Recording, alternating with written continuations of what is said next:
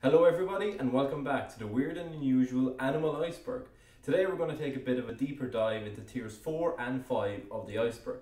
It's been a while since I uploaded part 3 with Bailey's, and that's mainly because of these videos take a while to make because there's lots to cover. So let's delay it no further and let's take a deeper dive into the water. Musk deer.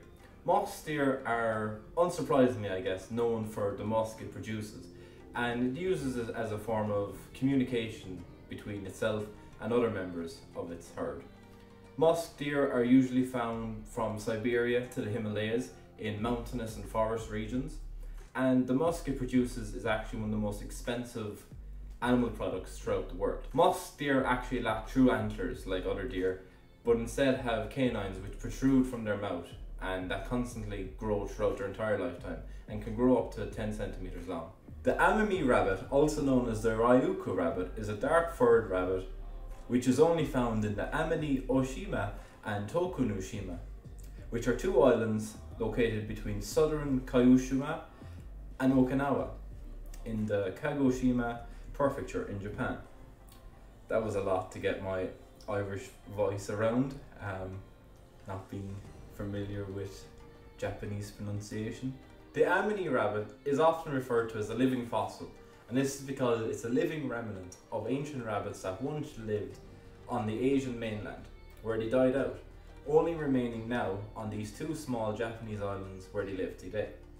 Other than that, they're pretty similar to most other rabbits, but I guess, yeah, it's pretty cool that they're living fossils, and they're kind of, in a weird way, cute, I guess. The kinkajou is an unusual member of the raccoon family, with its long prehensile tail, short muzzle and rounded ears. The kinkajou can be found in upper canopies of the tropical rainforests in Central and Southern America, and they're sometimes known as honey bears because they like to feed on beehives. They also eat termites and fruit and small mammals. The kinkajou are unusual, I guess, in the fact that they're often heard but seldom seen, as you know, they like to be in the upper canopies of these tropical rainforests, and it's not easy to see them up there from the ground. The star-nosed mole rat, which of course is the star of this video, are interesting looking animals, I guess, and they inhabit wet lowland areas of North America. The star-nosed mole rat are the fastest animals at eating on Earth, and can identify food, mainly bugs and roots, in less than 0.2 of a second, taking a mere 8 milliseconds to decide whether an item is edible or not. They perform this feat in part due to the extremely efficient operation of their nervous systems, which convey information from the environment to the animal's brain at speeds approaching the physiological limits of neurons. It also helps that their star is the most sensitive touched organ in any mammal. This star, which contains 22 tentacle looking things, contain more than 100,000 nerve fibers, which is 5 times the amount of touch fibers in our human hands. And it's safe to say that while these nose rats are incredibly impressive, they also look like a demigorgon out of Stranger Things, and that's frightening. Silky anteaters are incredibly small and incredibly cute anteaters, obviously enough, and in fact they're the smallest species of anteaters in the world, and they can be found in Central and South Americas, usually found in silk cotton trees, because the cotton pods of the silk cotton act as camouflage for these little cute animals. Silky anteaters have really soft and dense fur, and they also have a short prehensile tail. Silky anteaters are nocturnal, and they're also incredibly slow moving animals, but they're really cute, so you wouldn't hurt them, would you? The uakari are a South American primate species which have an unusual bright red, flat and wide face. They are also unusual in the fact that they have a really small tail. All uakaris are believed to have developed this unique colour pattern as a result of malaria, with the bright red individuals of the species believed to be the healthy ones, and the paler ones believed to have contracted malaria and thus have no natural immunity to malaria, which is very common in the Amazon rainforest. And unfortunately, if you are an Unkari and you have malaria, then you're probably not going to have the ride. In other words, you're going to be left maidless. The Zolo dog is a hairless breed of dog which dates back some 3,000 years. Named after the Aztec god of fire, Zolo, the Zolo dog is the national dog of Mexico, and the Aztecs believed these dogs to have mystical healing properties. And other than that, they're just dogs. But I guess they are weird and unusual in the fact that they have no hair. A bit like that cat from Tier 2.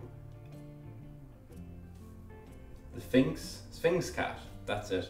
Yeah, pretty much exact same as normal dog, but they have no hair. Do they have mystical healing powers? Probably not.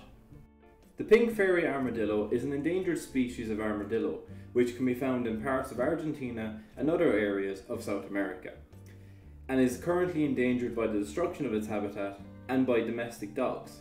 It is the only armadillo which has a dorsal shell that is almost completely separate from its body.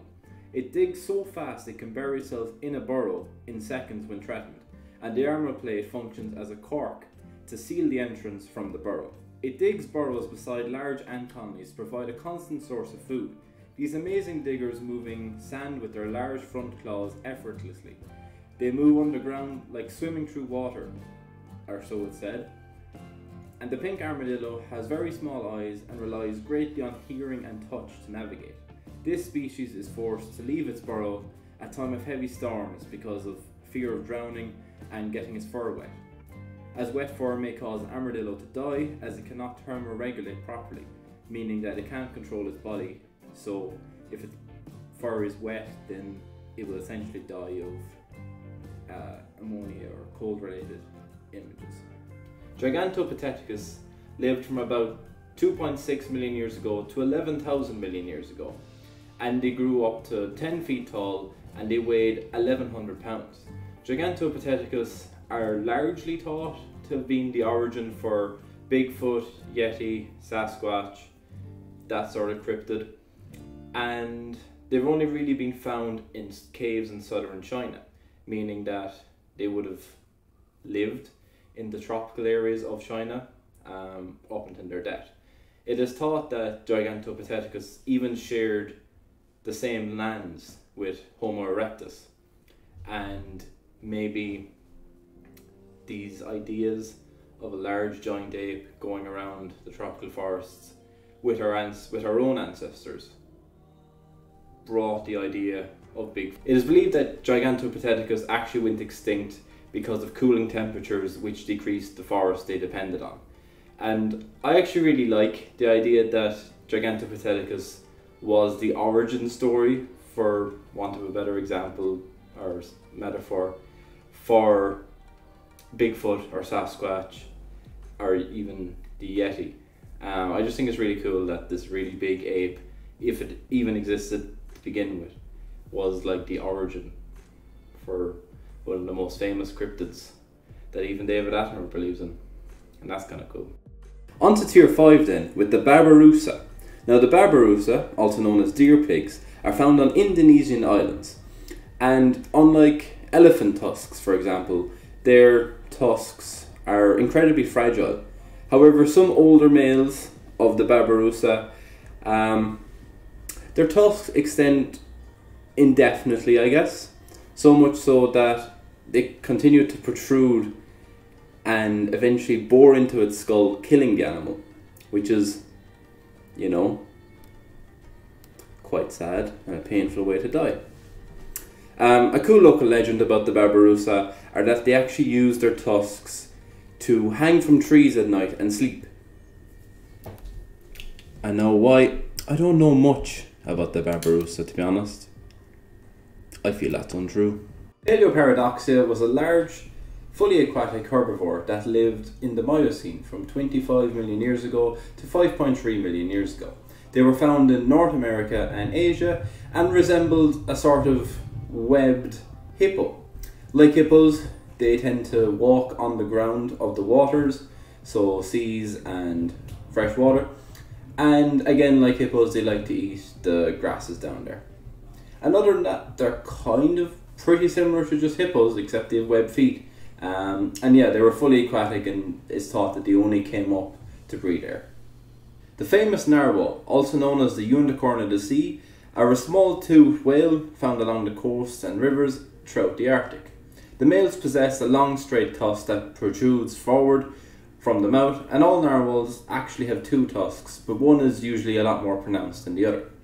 Narwhals are usually found in groups of 15 to 20 members, but herds of several thousands have been seen. Narwhals spend their lives in the Arctic waters of Canada, Greenland, Norway and Russia, and the majority of the world's narwhals winter for up to 5 months under the sea ice in the Baffin Bay Davis Strait area between Canada and western Greenland.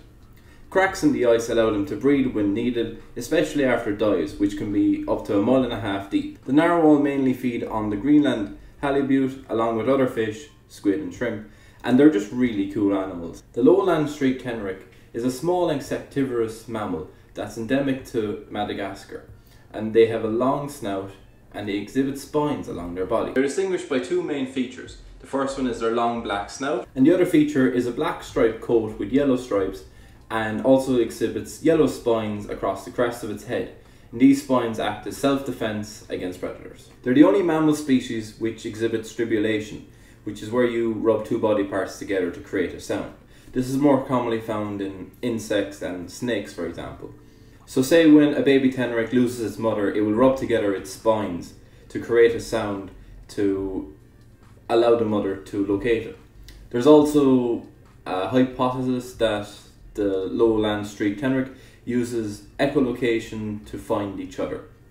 However, this again, like I said, is a hypothesis that has not yet been confirmed. The naked mole rat, sort of similarly to the star-nosed mole rat we covered in part 4, are found in eastern Africa and have a rather unusual set of characteristics that give it the ability to thrive in the harsh underground environment in which it lives. It is almost completely cold-blooded, it has no pain sensitivity in its skin, and has a very low metabolism, as well as low respiration. Their teeth operate independently and they don't drink water, instead of getting all the water they require from roots. They can survive in almost zero oxygen environments for hours, and 25% of their muscle mass is found in their jaws alone. They are also highly resistant to cancer and are being studied to help cure cancer. They spend all of their long lives underground, living up to 30 years, and they cannot regulate their body temperatures either. And they have a eusocial dynamic similar to ants and bees. This means that mole rats have a community structure that includes queens, breeding males and workers, and is comparable to ants, bees, termites and wasps. The Solenoidea look like plump shrews with an elongated snout. They can grow up to about 1 foot long, and their tail can add an extra 10 inches. The Solenoidea are only found in Cuba and Hispaniola, and they have a ball and socket joint similar to the one in our shoulder on the end of their snout, and this allows them to get into crevices and small areas to be able to extract bugs for them to eat. They're also one of the few animals that are venomous and actively inject venom into their prey, sort of like snakes. They have a rather clumsy and funny looking gait which makes it impossible for them to jump. However, they are incredibly fast and agile, I guess, and really fast climbers as well. But sadly, it is this gait that kind of inhibits them from running away from predators. Not only does their gait inhibit them running from predators, but they actively stop when they're being pursued, and they hide their heads underneath them, and well, you know, that doesn't really help. So dogs and cats, which are their main predators, just come along and pick them up, and it's not a good ending for them really, poor guys. The Syntetoceras was a sort of horse and deer hybrid that lived in the late Miocene 10 million years to 5.3 million years ago, and they were endemic to North America. Now, they have 2 horns above their eyes, and this looks fairly normal, even by today's standard with horned mammals. But also the males of the Syntetoceras developed this sort of Y-shaped fork horn on its snout, which were used as sort of a territorial display or mating display. And again, yeah, it's a little weird, but I don't think it deserves to be tier 5 of the weird and unusual animal iceberg. But yeah, that's just me.